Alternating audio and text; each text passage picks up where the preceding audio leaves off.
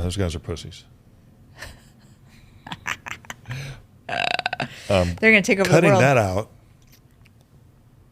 Are you?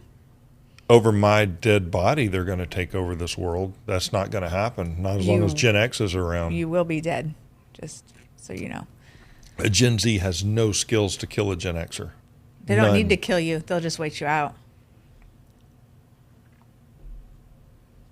Didn't you just say on our last podcast episode that you were you had to go toe-to-toe to teach some teenagers what's what and basketball, and you proved your point, which is super fantastic, but give it 3 years and they're going to waste you. Probably. Yeah. Yeah. We're downhill, man. Hey, look, they'll never beat me in bingo. We live longer, so our downhill isn't as steep. Wait, you're Gen Z? No, I'm Gen X. No, we, as in you and I, live longer. There's a whole millennial. Okay. The millennials that are in between Gen X and Gen Z. You just skipped an entire generation of people. We're doomed. I wouldn't say I missed them. We're doomed. But we missed them. I wouldn't say we missed them, Bob. That was from Office Space. Remember Office Space? I love Office Space. So many good one-liners. Also, what I really liked So you've been missing a lot of work lately. I wouldn't say I've been missing work, Bob. What I really love about Office Space is that not only was it a funny movie where you got a lot of one-liners from it, but the movie was enjoyable to watch. Whereas like Napoleon Dynamite, great one-liners off of that. Don't you dare. Terrible movie to watch. Same with Talladega Nights. We threw Grandpa Chip's war medals over the bridge. Yeah. Terrible. You're going to let your kids movie. talk to their grandpa that way? Yes, we are. Which is I mean, we made the millennials. So I mean, I am borderline millennial. Technically, if you look at the years you're born, I was born in 81. Technically, Gen X starts in 1980, but there's gray area as to there's some overlap there, right? Yeah, and so I claim more Gen X than I do millennial for sure. I mean, I was a latchkey kid. I came home when the lights came on. We were told we couldn't hang out inside.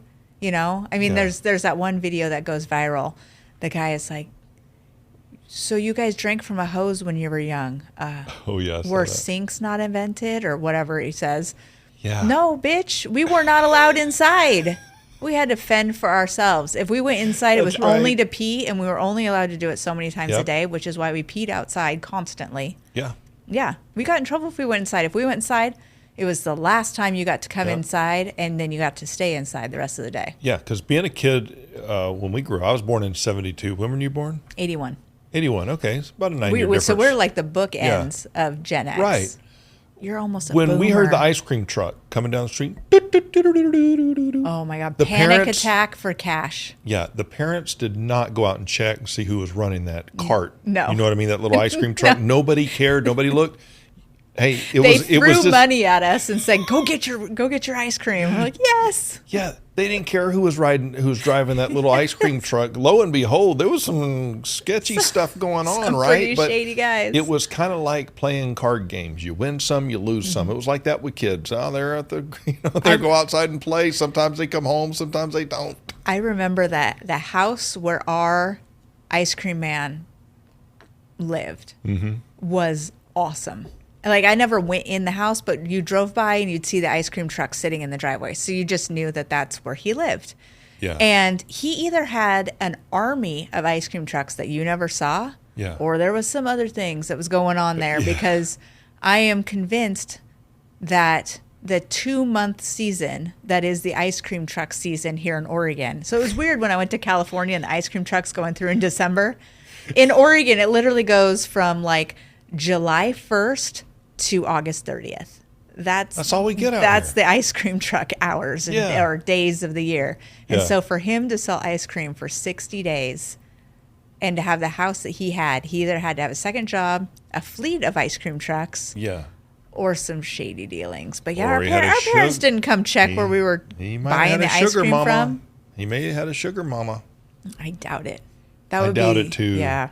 How many ice cream truck drivers do you know have a Cougar Sugar Mama? Well, and the ice cream was what, 75 cents or something? It was super cheap. Yeah, he's slinging more than ice cream. The ice cream was less deformed then than it is now. Like the kids go out and they get like the SpongeBob ice cream, and it looks like it's all half melted, and SpongeBob it looks like a Picasso painting. Yeah, exactly. Whereas ours looked like whatever the character was supposed to be. It looked like Spider-Man. It looked like a rocket launcher or whatever. Yeah, we didn't have that. The main ice creams that we had through those trucks were either ice cream sandwiches. We had the Astro Pop, the red, white, and blue. That was always a popular one. Okay. And the other one was my favorite. Do you remember the push-ups? Yes. They were in toilet paper rolls. Yes, they were. The little cardboard things, and there was a stick. It was like the Flintstones. It was like the Flintstones pop-up or push-up ones. Yeah, yeah. Very simple. I'm in the wrong business. I should have started something like that. Ice cream? Well, or like Uber.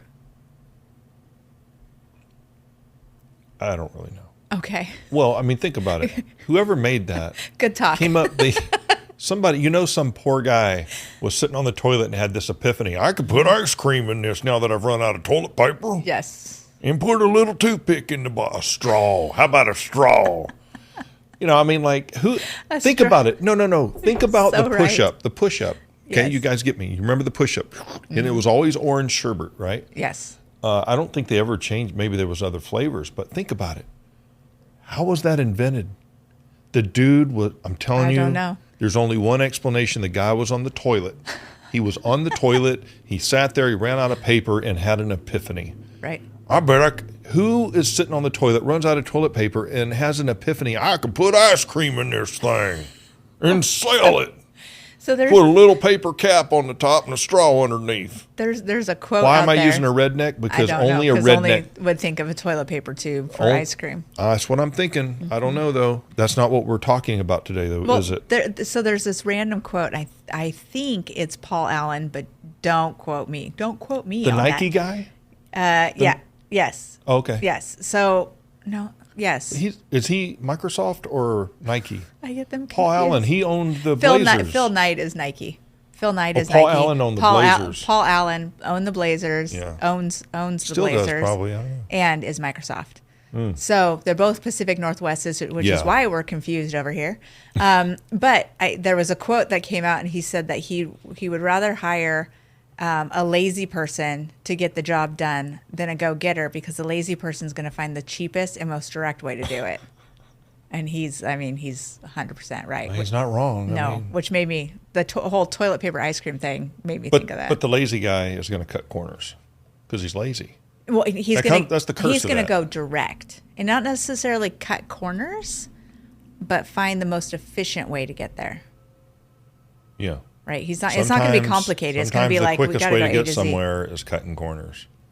Maybe. You got to have a lazy guy who has an attention to detail, I guess. I don't know. Growing up as a Gen Xer, my favorite thing was 3:15 p.m. when we got home from school, and they had the cartoons on. It was like a series of like 4 cartoons. Yep. I can't remember it. It was like a block of TV. Each one was 30 minutes long. Yeah. Remember what that was called? I don't remember the official name for it, but I remember 3:15.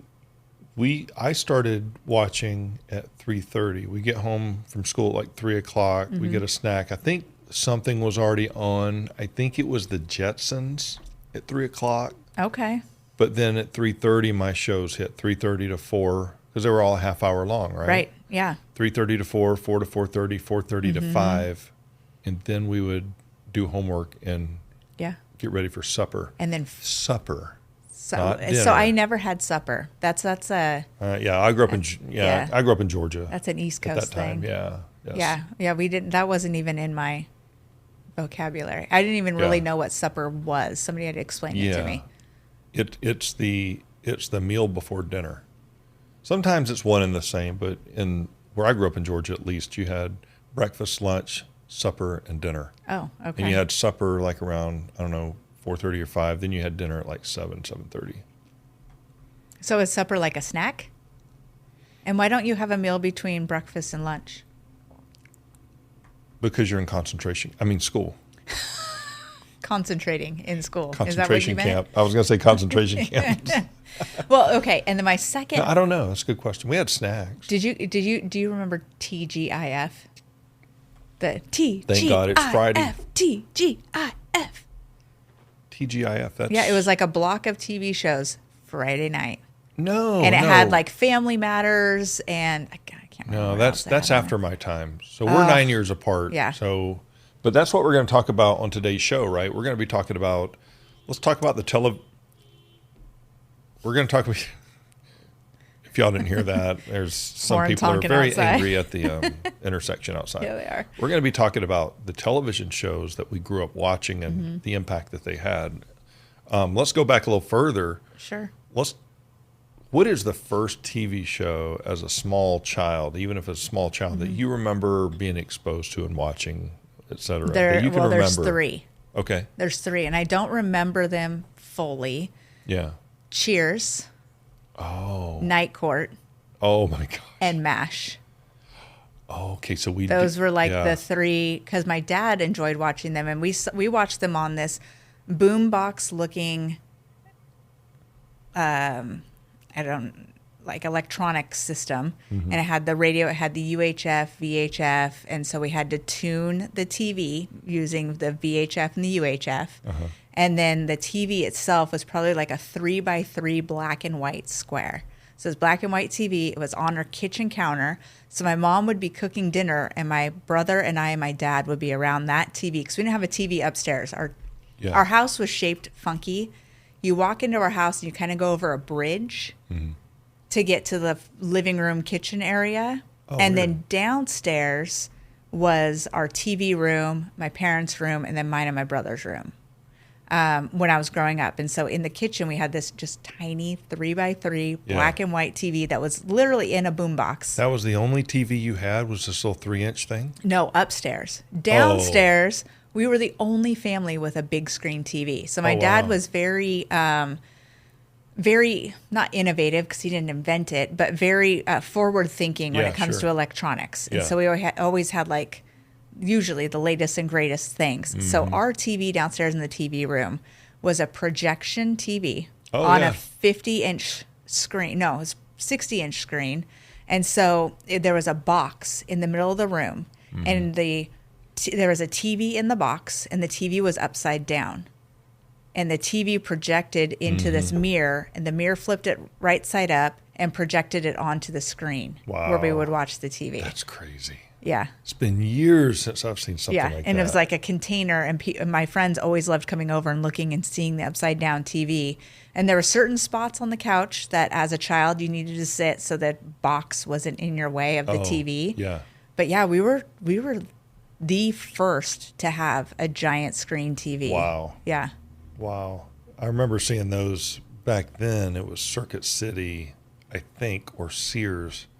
But I remember seeing those. I can only imagine how much it costs for the time. Oh, know? I don't remember. There's no telling. Yeah. But playing like Super Mario Brothers on that system. Oh, dear Lord. My friends loved coming over and playing video games because their TVs were, like a 35-inch or a 25-inch or whatever in their living room, which was good for that time. Yeah, which was now average. That's how big our computer monitors are. Right, I know, right? Yeah, pretty much. Yeah. So you were watching MASH, Cheers, and what was the other one? Night Court. Oh, my Bull. I loved Bull. He was probably my favorite, but what a great judge. And I don't remember. I could have used a judge like that. I don't remember most of them. I just remember that we watched them, and Cheers is the one I remember most, and I think that's probably because pop culture-wise, that's what people bring up most. And Ted Danson's still around. He's still acting, those kinds of things. But all of the other ones, I just remembered that we watched them. I remember bits and pieces of them. Yeah. Yeah. Well, we have one in common. When I was small, my dad would lay down on the couch, and I would watch MASH with him. And we would watch MASH. We'd watch Hogan's Heroes. I don't know if you remember that. It's an older show too. MASH and Hogan's Heroes were the two I remember watching with my dad. But before that, there was one called, I they had like bird stuff on. They looked like birds. They were dressed up like birds. I can't remember the name of it. Was it a kids show or? You know what? I'm going to look it up while we're talking and stuff. But yeah, it was a cartoon. Oh. But I remember that as a kid. But the first shows I remember watching as a small child, you're going to laugh at me because I still watch these shows today. Again, was MASH, Hogan's Heroes, and the other one was wrestling. Oh, okay. Yeah. Back old school wrestling. Gorgeous George, Wahoo McDaniel, who was this native guy. He had this big headdress on. Anyway, there's a whole plethora of those. I've been watching wrestling as long as I can remember. And I don't watch it a lot now, but I keep up every once in a while, but checking it out. But everything was, as far as TV shows goes, was connected with my dad. I didn't really realize that till just now. Yeah. Mm-hmm. And same with me. My mom didn't watch a lot of TV. Yeah. Well, I was too young to really understand MASH, but it was funny. Hogan's Heroes was funny. Recently, I come across a reel. Somebody said we should all rewatch MASH. So now I kind of want to just watch it. Yeah, because there was an incredible storyline. The whole storyline was great. Yeah. And my dad was in the Navy during Vietnam, so there was that connection, and he really liked that. So that was pretty cool. But then as I got older, and I would come home, and this is outside of the elementary school, when we get more into late elementary school, middle school, I would get home. That's when I remember the 3 o'clock Jetsons. 3:30 was the Flintstones. 3 o'clock. Sorry, 3 o'clock was the Flintstones. 3:30 was the Munsters. Okay. And then I think 4 o'clock was Leave It to Beaver. You have a much different lineup than I had. You really missed out if you didn't watch Leave It to Beaver. So my lineup was really. DuckTales. Oh, yeah. It was, I can't remember what the name of the show was, but it had Kit the Cloud Kicker and Baloo. It was like a play on Jungle Book? Yeah. But it was like Baloo was a pilot. I can't remember what the show was called. But anyways, those were the shows that I was watching. Yeah. And this was I went to in-house daycare at that point. Yeah. And when we get there, we'd have a snack and we'd go in there and watch those TV shows. They were awesome. Oh, funny. Well, I mean, and speaking of wrestling, because you talk about it a lot, and I know that it has really molded some of the things that you talk about. And I sent you a video the other day. You did? Yeah, with The Rock. And I'm not going to play the video, but I am going to read to you the thing that I found interesting about what he had said about it. And this is really why I sent it to you, is they were in the middle of filming something. And The Rock, his role in filming was to beat up this guy. And the director calls, cut. And The Rock says, no, we're not cutting. Because he's all like hyped up on whatever it is. And basically what he's saying in here says, I hate constraints and bullshit rules. And just because someone at WWE producer says clear, meaning we're no longer live on air and the show is over, that doesn't mean I just stop whatever I'm doing and tell everybody great job. Mm-hmm. It fucking pissed me off. I can't shut my high emotions off just because a script says we're done. Yeah. So you say things like, jokingly, we all know that wrestling is very intense, but it's a script, right? They go in and usually they already know who's going to win. We don't know. We find out, as the script plays out. Yeah. But some of that is very real. I mean, you have to be very, you have to work out. You have to have, what's it called? Anyways, I don't know where I was going with that, but you grew up watching all of that. I did. And it started out real fake and then just got more real as it went on, I think. And it is intense and it's hard to turn that off. Yeah, I would say fake is never, I don't think that's ever been a good word for wrestling because what they are is they're stuntmen. If you look up The Rock beating, or look Google or YouTube The Rock whipping Cody Rhodes, You will see The Rock take a weightlifting leather belt and wear his back out, and you can see the marks. It's real. It is choreographed, but they're like stuntmen. They take the hits. You get hit with a chair. Yeah, they break their wrists so that it doesn't hurt as bad as if you're really getting hit in the head with a chair. Right. But you're getting hit with a chair, period. And that part is real. Toned down, yeah. Hulk Hogan can hit you in the head with a hammer and not make you bleed, but you're going to get hit in the head with a hammer. Have you seen the movie Fighting with My Family? Oh, the Becky Lynch, or the Paige. I don't know what her name is, but her name is Paige. It was an Sarah. excellent movie. Yes, and that was The Rock is in it, and I think he discovered her or produced her, something connected with The Rock, or maybe that was just her hero.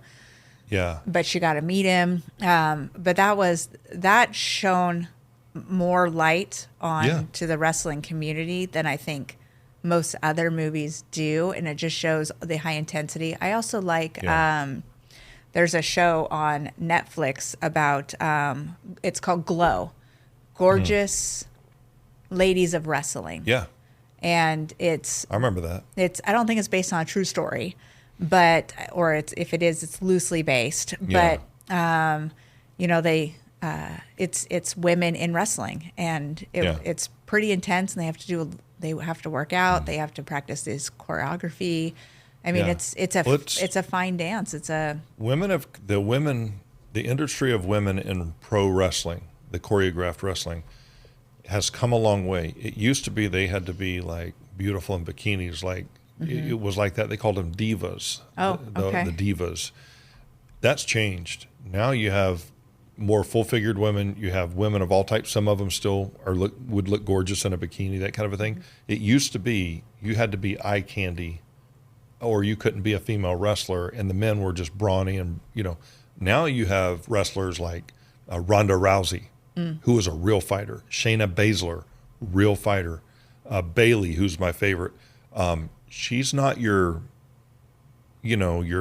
Sports Illustrated model. She's vicious. You have Nia Jax. She's a big girl, and she is vicious. You have this range of characters instead of the women used to be kind of boxed in to this. You had to look a certain way. Now it's more of, can you beat somebody's rear end? Can you make the fans believe? Really wrestling, if you want to make it in wrestling, you have to have one major skill. Outside of athleticism, you have to have microphone skills, number one. And number two, you have to make the crowd love you or hate you. Yeah, charisma. You can't put it into their hands. You have to make them love you or hate you, because if you get a reaction out of the crowd, you're going to be successful, no matter what you look like. Right. You look at somebody like Sami Zayn. Google him sometime. Sami, SamiZayne. He does not look like a wrestler. He looks like the guy, I don't know, on a construction site. I mean, he's not muscular. He's not anything, but the crowd cheers him like there's no tomorrow, and he is a star because of it. Right. Yeah. I mean, if you're not bringing that star factor in, then the wrestling world has no use for you. No. Because your purpose is to bring in viewers. I mean, just like with any other thing. I mean, look at Tom Cruise and the Mission Impossible franchise. People who don't like Tom Cruise watch Mission Impossible because it's just a great movie. There's violence but no blood. There's really high intense action and really cool choreographed stunts. All that kind of all of that. Yeah. And which makes for really great movies. And you have to do that in wrestling. Yeah. No matter what type of wrestling you're doing. Now, in sports, like football and things like that, it's the sport itself that kind of brings in people. And sure, there are key players, and they put them on show and on display, and it brings the people who wouldn't necessarily be sports people in. But wrestling really relies on it does. the charisma of the performers. Yeah, I mean, think about one of my favorite movie series is Mission Impossible. I absolutely love Tom Cruise in those movies, but here's the deal. Can you imagine if there was no Tom Cruise in Mission Impossible? No major stars, just actors. Yeah. Like, I'd probably still maybe watch it, but what would come of it? Not much. It's the star players that make it, and which is why who gets paid more on the Mission Impossible movie set? Who gets paid more than Tom Cruise? The director, maybe? Nope. Nobody. Nobody. A monkey could direct that movie and it would be a hit because he is just that good. Right. He made it that way. He's just that good. Yeah. I mean, Hulk Hogan, for example, he saved wrestling. The WWE was dang near bankrupt. It was really headed downhill until Vince McMahon Sr., not the current owner, but before, pushed Hulk Hogan, and so did Vince Jr., and here we are. Without Hulk Hogan, there is no pro wrestling, not at this level. There's no John Cena, there's no The Rock, there's no Stone Cold Steve Austin. That's the bottom line, because I told you so. That's one of my favorite guys of all time. How did we get into wrestling? We're talking about TV shows, Erin, and you know if you get me talking about pro wrestling. You were talking about how it was one of the things you really enjoyed watching with your dad. Okay, yeah. So let's move on to high school. Well, here's another show I loved watching. Yeah. And I always, if I was in trouble and I was sent to my room, it was the show I always got out of trouble to go watch. So my dad liked watching Mousterpiece Theater with Walt Disney. It was on the Disney Channel. It was called, instead of Masterpiece Theater, it was Mousterpiece Theater. And it was Walt Disney sitting there in a leather chair, chatting it up, and then they'd show cartoons. And then it'd come back to Walt. Walt would talk a little bit and then go back to cartoons. Actual Walt? Actual, Walt. Yes, actual. Unfrozen Walt. It wasn't live, right? Because Walt died in the 70s. Oh, interesting. Yeah, so it was recorded back in the day, and there were reruns of shows. But I would go in and I'd snuggle up next to my dad, and he'd let me watch it. Oh. Yeah, so that was another one that I loved watching. Oh, that's sweet. Yeah, I've been a Disney kid for a really long time. You think? How many times have you been to Disney? Disney, well, not as many times as I wished I would have. Disneyland. So I live in Oregon. Disneyland's in California. Right. Once a year when we were growing up. And then Disney World all the way across the U.S. I think I've been there about 8 times, 8 or 10. So, yeah. Yeah. I would go much more frequently if we lived closer, but it's so dang expensive just to fly and then stay. I know. So I grew up in Georgia, Augusta, Georgia, first half of my whole childhood till basically my senior year of high school. And we went down to Orlando all the time. I've been to Disney World so many times and just loved it. It took, back then, it took a solid 3 days just to make a round. Right. And that was back then. That's the 80s. Yeah. Now, oh man, they added Animal Planet out there. Animal Planet? Kingdom. Animal Kingdom. Yeah. Well, it's impressive. It's incredible. So if people have been to Disneyland. Yeah. And California Adventure. Yeah. And then they go to Disney World. They underestimate how much bigger Disney World is than Disneyland. Hence the word world. Yes. I mean, it is incredibly large. Yeah. Well, and then you also have Epcot and Universal Studios. Well, Universal isn't part of Disney, so you can shut your mouth with that Universal crossover shit. Whoa. What? Jeez. Did you guys see that? That's hate speech, and I feel you have inflicted violence on me, on my soul. So, what is your problem? Well, let me educate you. Disney World has 4 parks and 2 water parks. So the 4 parks are Magic Kingdom, which is like Disneyland, and then it has Epcot, which is not like anything we have out here. It's a big golf ball. Sure, yeah. There's a ride inside of it called Spaceship Earth. I've been on it. It's awesome. Yeah, I love that ride. It's a good. It's like nothing to write home about ride, but it's like comfort. It's like Magic Mountain. It's like comfort food. It reminds me of Magic Mountain, because it's all indoors. Oh, well, it's pitch black. Literally, the mountain's pitch black. Literally, right? it's like 5 miles an hour, though. It's so it's slow. not. It's a small world, it's but the in a golf history ball. of the world is basically what it is. And then you've got Hollywood Studios, which is kind of like California Adventure. And then you have Animal Kingdom, which is a giant, really cool zoo with rides. My favorite ride at Disney World was actually, at Universal Studios. Get it right. Was the Jaws. Oh, okay. You go through and Jaws comes up out of the water. When you go to the backstage tour. It's the actual Jaws they use in the filming of the movie, whose name was Bruce. Is that one, do they have that one East It's Coast gone too? now. Or is it just West Coast? Because they have it West Coast. It was there when we went. Yeah, they shut it down for a while back. They shut the whole Jaws ride down. I mean, Jaws is, what was it, 1972 for Jaws 1?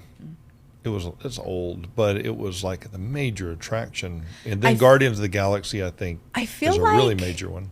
I might be wrong, but Hollywood Studios used to be called MGM. Oh, remember? It did? Yes. Is that the same thing? Yes. Oh. And they used to have a backstage tour, and I think that what you're thinking of was there. West Coast, it's at Universal. So there's like a weird copyright thing that has to do with the Mississippi River. So like on the East Coast, Spider-Man is part of Universal, but on the West Coast, it's part of Disney because of some sort of weird laws or something. I don't know. Yeah, it says here that Universal Studios, Florida, Orlando is where Jaws is. Okay. But I think it might also be, that's Orlando. Okay. Yeah, But because I know they might also have one. Well, I know MGM Studios used to have a back lot tour, a back lot, just like Universal I know California does, has the back lot. I've been on that. Universal California does, but not Disneyland. So Disney World at MGM Studios used to have that back lot tour, and then they had the Osborne Street of Lights or something that was the like the Ozzy Osbourne, and it was their, I think it was their Street of Lights, and it was like the backstage stuff, and then they took it and lit it up for Christmas. Yeah. They got rid of all that stuff. Okay, I got it. It says here that Jaws is at Universal California, but get this, January 9th, 2024, it's closed. Oh. So we got to see it when we were there in 2023. Yeah. I brought the kids, and we saw it. Yeah, and now it's you're gone. right. Yeah, you're right. Yeah, Bummer. it's on both. Yeah. Yeah. January 9th of 2024, right. gone. What is 2024, isn't it? Yeah. Oh, dear Lord. I really like boy. I really like the backstage tour. I mean, I it's did long, but I think it's rad. Yeah. Yeah. Also, Yeah. speaking of dates, you want to hear something weird? I was working with a client last night, and we were working on some website stuff, cleaning some things up, and they got an email from GoDaddy from, what month are we in right now? April? April, yeah. So it's April, today is April 4th. So this would have been on April 3rd. The email came to them from April 8th, 2024. I was like, no, that's got to be spam. Like, you don't get future email from Right. GoDaddy. Anyways, that was really, I've never That is seen odd. email dated 5 years in the future, or 5 days in the future. Right? Because your email system dates Well, it for you. So was it the date on the actual email Yeah. or the date of send? Like it was sent on that date? Yeah, that was sent on that date. Because you can put any date on the email Sure. that goes out. Yeah, it was sent that day. What? Weird, right? What are you into? What- Parallel universes and portals, I guess. You know what? I'm not convinced that what do you call it? Parallel universes. Parallels. Yeah. I'm not convinced that that's not a thing. You know, I'm pretty convinced there's no Bigfoot. You're pretty open mind for such a religious dude into parallel universes. Well, here's the thing. Okay. I'm a Bible guy. Mm-hmm. You know that. Yeah. It doesn't tell you everything about everything. Well, so it can't. It's too small. There's a lot of things. There's a lot of possibilities out there, right? Right. The Bible doesn't say there's no such thing as aliens. The Bible doesn't say there's no such thing as Bigfoot. The Bible actually mentions dinosaurs, but that's a whole other issue. But it doesn't say that there aren't different realities, because everything that we see, we can observe with our five senses. Does that mean that that's all that there is? And I can prove to you that that's not the case. Yeah. I believe you have a soul, a spirit within you. Sure. I don't believe you're just wet. We're not just wet robots. I'm not just a body bag. No, you're not just a body bag and your neurons are firing in certain directions and you have no control. Right. How would you be able to trust your own thoughts if you, there's you, inside there's you. Well, I can't see your spirit, but your spirit is there. You know what I mean? I don't think that's a far stretch of anything. This is why, I'll give you an example. Have you ever thought about doing something, but something inside of you said, don't do that? Oh, yeah. Your brain was telling you to do it because for whatever reason, okay? That's survival mode. We seek pleasure. We push against pain versus pleasure. Whole psychological principle, right? It's just probably why you don't like working out. Something inside of you and something inside of me battles against what we're thinking. Right. What is that thing battling? It's your soul or your spirit, whatever you want to call it. Okay. The you inside. And so we cannot observe that part of us. We know that it exists because it is us. So what else is out there? Do you want to hear Are you laughing at me? No, I'm laughing. You're laughing at me. I am laughing at something I heard the other day. All right, and I'm laughing at it What because happened? I know what your reaction is going to be immediately before I even say it. So I was talking to somebody about Bigfoot and how we want to have the guy. I know, you have Bigfoot literally on your shirt right now. I mean, come on now. Come on, meow. Oh, you noticed that? Yeah. There, look, yeah, right. there he is. There he is. There he is. So Yeah. I was talking to somebody about Bigfoot and how I wanted the person who owns Cliff, the Bigfoot Museum in Boring, Oregon, nice guy, to come on and be on our show. And she was telling me that a friend of hers, when her and her father or her grandfather went out camping when she was young, somebody threw rocks at him, really saw Bigfoot. And I was like, really? And she said, yeah, they go like looking for Bigfoot all the time. They go hiking and looking for him. And I said, look, my co-host believes that Bigfoot doesn't exist because he grew up in a place where Bigfoot would be, a hood ornament if Bigfoot existed because of all the 100. hillbillies that live next to you, right, or around you. And she went on to tell me that her friend told her that nobody can see Bigfoot unless Bigfoot wants you to see Bigfoot because of their cloaking capabilities. And this is something I had never considered before. I never considered that a mammal. Well, there are animals with cloaking capabilities. Yeah, lizards. Okay, why can't it be a mammal though? Because they have hair. I mean, if we're believing in things we can't see, just throwing it out there. That doesn't give you a ticket to believe anything that you can't see. Just noodle on it, my friend. Just noodle.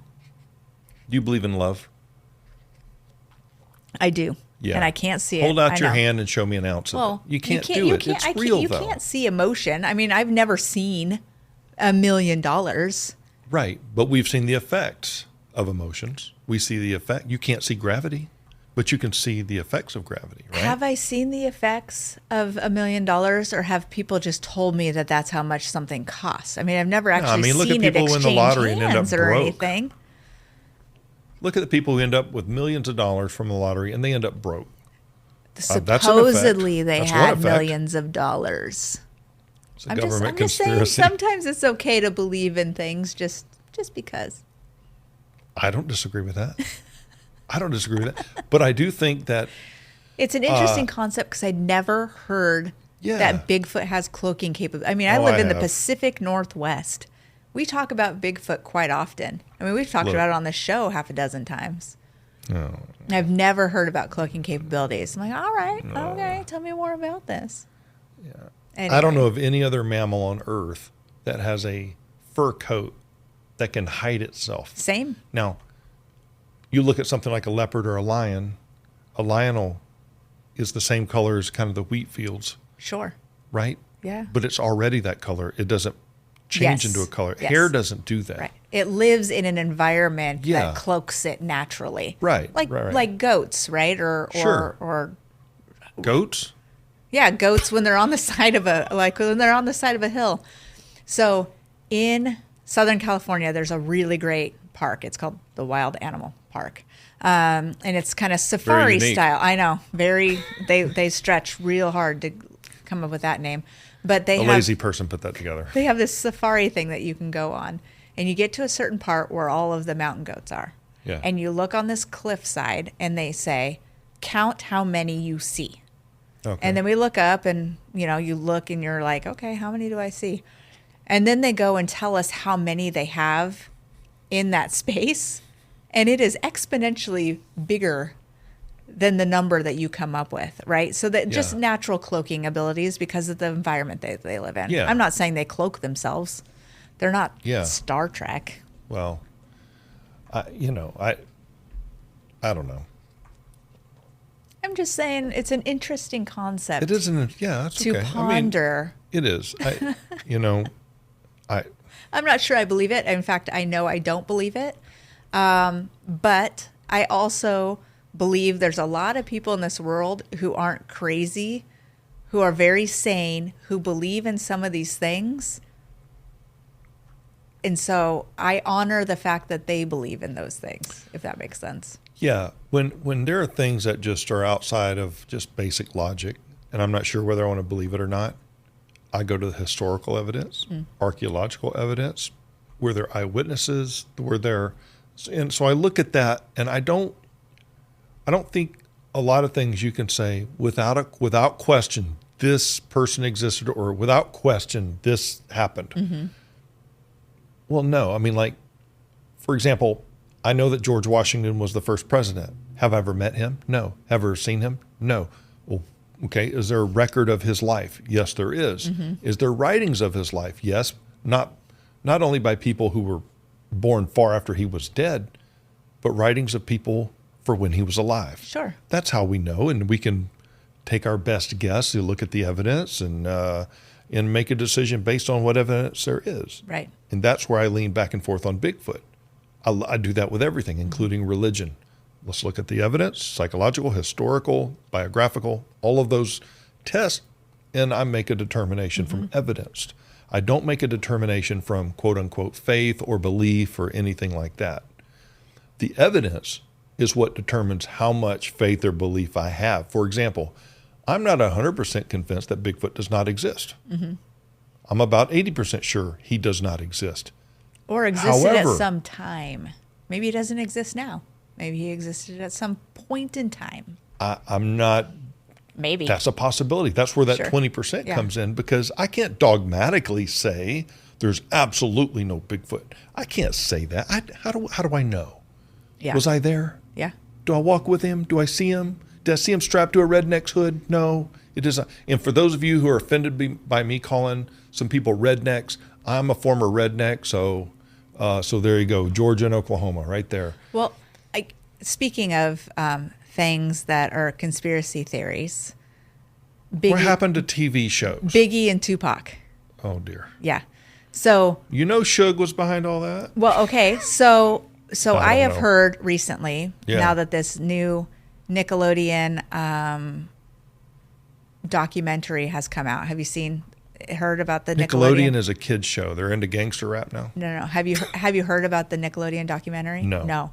So there's a documentary that came out, and there's a lot of children who were very abused by that producer on the set. I don't. What? Yeah, it's that heavyset guy. I know what you're talking about. There's like 2 or 3 of them, I guess, that have been named. Now they're all coming out and talking about it. And then Diddy disappeared.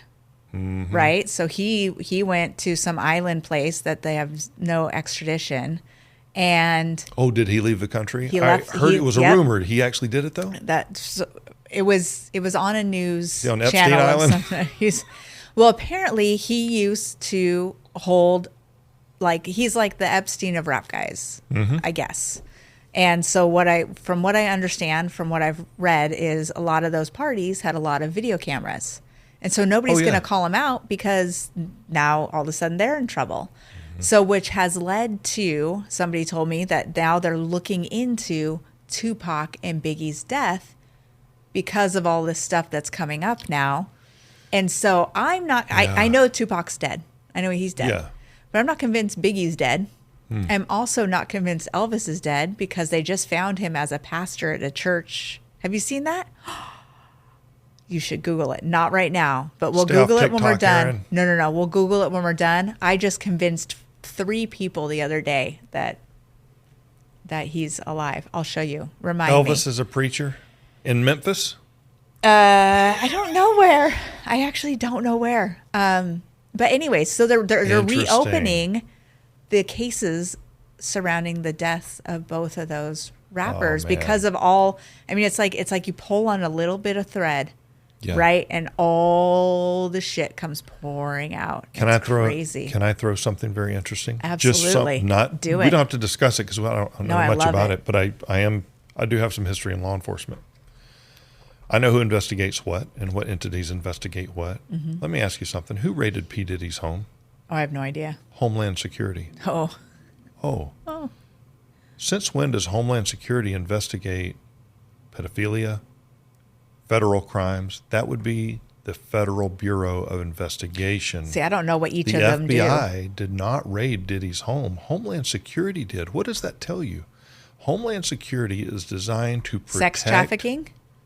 What's that? Does that tell me sex trafficking? I don't know. That's an FBI issue. Oh, okay. Whenever you're crossing state lines, that's how you know typically that's an FBI issue. Okay. When it's sex trafficking, it's typically deferred to the FBI. We have Homeland Security raiding Diddy's home and collecting evidence. Why? I believe the only reason Homeland Security is involved is because there are videotapes of politicians, very powerful ones, just like Epstein, okay?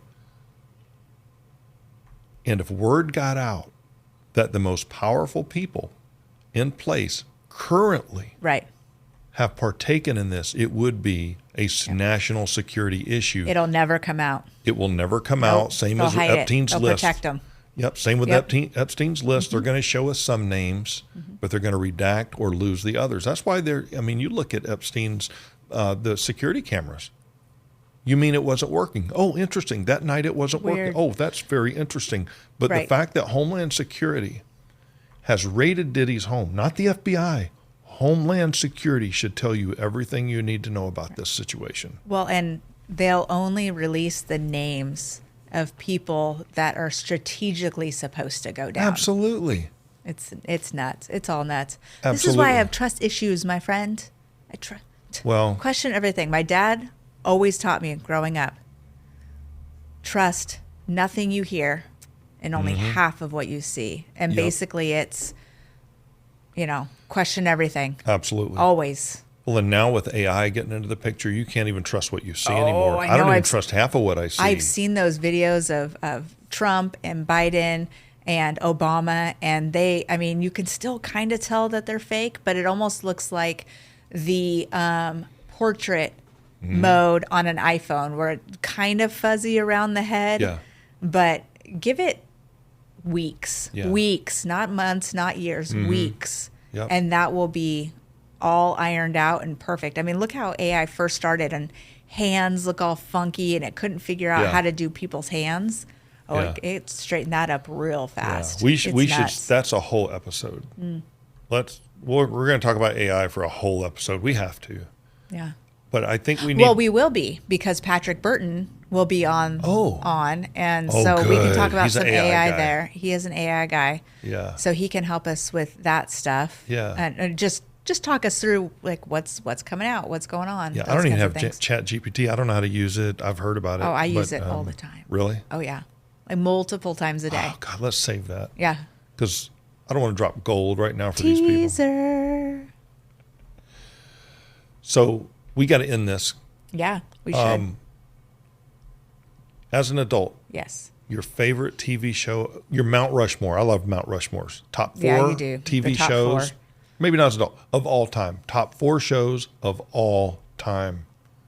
Do you have one in mind? So I have a couple in mind, and I tried to get my kids to watch them as kids. And then when I go back and watch these shows, I think, why was I so obsessed with these shows? They're not as great as I remember. So one, totally random, Gummy Bears. Gummy Bears, bouncing here and there and everywhere. Yeah, loved the Gummy Bears. What about Strawberry Shortcake? Were you a Strawberry Shortcake? Strawberry Shortcake came out when I was little. Okay. Just like My Little Pony and Rainbow Bright. Okay. Those were all when I was like 6, 7 years old. Yeah. And so I was kind of a little too young to grab on, and then they disappeared during the formative brain years when you're really into the pop culture stuff. Yeah, like Care Bears. Yeah, same. All of those were in that early 80s category. I would say other TV shows that are really influential from my childhood. Well, let's do this. One from your childhood, and then the other 3, basically maybe what you grew up with. One that you childhood, one that you kind of high schoolish, kind of a little bit more mature, and then the final 2 as an adult. Okay, so I liked like when MTV first started doing their reality TV shows. Oh yeah, like the Real World, Real World, yeah, Road Rules, those kinds of things. I like them for the reason that they taught me why I hate reality TV. I'm just not into shows where people are just mean and they pit them against each other. Yeah. So that one person is a winner. Road Rules was a little bit different in that they kind of had to work together. Yeah. But there was always some conspiracy theory backstabbing and stuff, and I'm not down with it. I don't like it. That reminds me of the island one. Was it Survivor? Yeah. Yeah, kind of like that. Yeah. Yeah, I've never watched Survivor. Man. Yeah. I've never watched Survivor, Real Housewives. I don't watch any of those. Once, and then as an adult. like a teen.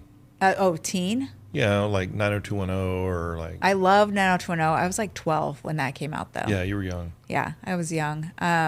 I loved watching that. I don't know. I don't have any real. I really don't know. Yeah. Yeah. All right. An adult. An adult. One show that really sticks into my brain, and it's very depressing, and I'm pissed off the entire time I watch it, but it's like a train wreck, is Handmaid's Tale. What is? Yeah, it's on Hulu. It is a book. It's based on a book. Yeah. It's Handmaid's Tale. It's insanity. What I hate about it the most is that I could see it happening in real life. Yeah. So. Yeah. Okay. That's 3. I thought that was 4. Okay. 4. Well, wait. The first one was. So I said like Gummy Bears. Gummy Bears. What was number 2? We went from Gummy Bears to Handmaid's Tale. I know. That's insane. That's okay. That's a pendulum. There's more shows, but Holy I mean, if shit. you had to pick 4. Yeah, that's insane. God, I don't know. I'm just trying to think back to different shows that I would watch. I loved like True Blood. True Blood. Is that Tom Selleck? No, that's Blue Bloods. Yeah. What's True Blood? True Blood is a vampire show that was on HBO. It was a book. So it was bunch of skinny kids up in Washington running around the woods. No, this one was all adult. Oh, interesting. Yes. So this was the Sookie Stackhouse series of books. And then HBO took it over and created their own. Okay. It's called True Blood. Okay. I really like that show. Yeah. All right. I would say my, as a kid, the one that sticks out the most, I had several. I like the Munsters. I like the Flintstones. Okay. I like G-Force. That was the one I couldn't think of with their bird people. Anyway. G-Force. Yeah, G-Force. I don't remember that one. Yeah, it was a Japanese, but it was also an American. In America, they called it G-Force. But anyway, I was small. You would have been barely born probably. So I'm going to say as a childhood, probably the Flintstones. I've seen every episode. As I got a little bit older, I think probably, man, and I didn't tell any of my friends this, 90210. Yeah. I had the biggest crush on Jenny Garth. It was not even funny. Well, that was a good satire show. You know, I mean, it was like the first real teenage soap opera. It was. And I couldn't relate to any of them because they were in Beverly Hills, right? And I could not stand Brandon Walsh. I can't remember the actor's name, Jason Priestley. Yeah. I could not stand his sideburns. And also Luke had these sideburns. Yeah. I couldn't stand the sideburns, but I liked the show. That was a teenager. But as an adult, I would say one of them, I really have three. I need 5 faces on Mount Rushmore. Number one, don't laugh, is Friends. I've seen every episode. Okay. I've owned every season. That's a good I know every line. tune-out TV show. You know, really watch it in is. the background. Yeah. My wife and I watch probably Friends. It's on nearly every night. As It's we're comfort food. Yeah, it is. It's white noise, but we know every line. Yeah. I would say Friends, and then this one's more recent, but it's not my favorite of all time, is The Blacklist. Oh, yeah, that's with a good James one. Spader. He is the perfect red. Oh, my gosh. Perfect. I even have a fake Twitter account called Raymond Reddington. Do you I really? am that guy. If you look it up, hey, follow me on X. You know what I'm saying? Not official. I haven't. No, not official. But I have not posted in a really long time. There's a bunch of them. What I am a Reddington. What do you post I'm a on Raymond that? Reddington. Do you? I post everything, the monster inside of me, the Reddington inside of me, inside of all of us. Okay, so it's not you, so you feel like you could just say all the things that you couldn't say if it was your name on it. Yeah, kind of. Okay. This is why I love Raymond Reddington so much. He is my alter ego. Like that guy is me. That's who He's I would your spirit become. animal. He is. If I was not a Christian, that's what I would be. That's what I would want to be. Okay. Yeah, I know. You do know that he murders quite a few people, right? Yeah, but they're all bad. Okay. All I right. love Raymond Reddington. But my favorite sitcom of all time, hands down, it's not even close, is Seinfeld. I am a huge Seinfeld. Yeah, There's not a show I haven't watched. I don't get Seinfeld. I don't get it. You're not a Gen Xer then. I feel like maybe because there's no storyline. Like I've heard a lot of people say it literally has no direction. Yes. Well, I've heard a lot of people say about our podcast, oh, it's like Seinfeld. Yes. Sure. Yeah. Yeah. Yes. And when that catches on, we'll have millions of subscribers. Yeah, we will. Yeah, you're welcome. Seinfeld. But anyway, that should wrap it up. I actually have to go to work. Some of us actually have jobs. Yeah. Same. Cheers. I know. Hey, I want to give a shout out to somebody who means a lot to me. I know we didn't discuss this. Behind every great podcaster is a spouse. I want to send a shout out. I want to give all my love today in this episode to you, Mike. Mike, without you, she's nothing. And I just want to say I appreciate you. I appreciate he texted me. Did you see he texted me? Thank you, Mike, for making me not nothing. Yeah. Because, standing on my own 2 feet is exhausting. Yeah. So I need your crutch. Thank you. I appreciate that. Well, Mike is not your crutch. He's your stretcher. Without him, you don't. I'm nothing. You travel I'd nowhere. Fall. I would go nowhere. Yeah. Are you going to give props to the great woman behind this podcaster? Are you going to reciprocate that, or are you going to leave my wife in the dust here? So what I would say about Joanne is... You feel sorry for her? Yes. I was actually going to go there. I'm sorry. I try to take them off your hands a few hours every week, so you're welcome for that. And it takes a real woman to deal with all your bullshit. Man, so I feel like Joanne, your daughters, let's go girls. They get gold stars all the way, all day long. Can you just lead us out of here so we can go to work? Like, subscribe, do all the things, share with your friends, make us famous. Make us Bye. famous. We won't forget you. No, we will. Probably. Peace. Bye.